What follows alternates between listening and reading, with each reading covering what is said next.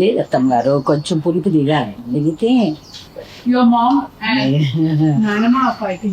వేసవి కాలంలో ఒక రకంగా గ్రీటింగ్స్ చెబుతుంది మనకి ఆవకాయ.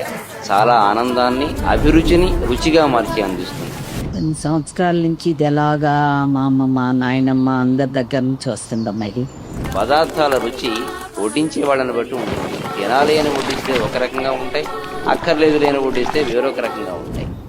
ఇది పెట్టడం అనేది ఒక ఆనవాయితీ. పెట్టిన కొత్తల్లో మరీ బాగుంటది.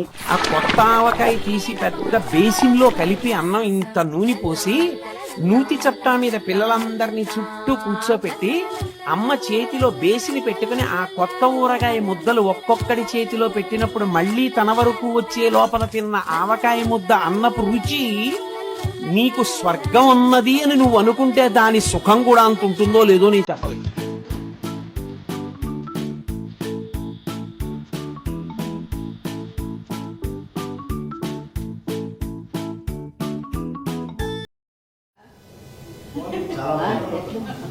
బాగుందా? థ్యాంక్ యూ నాన్న.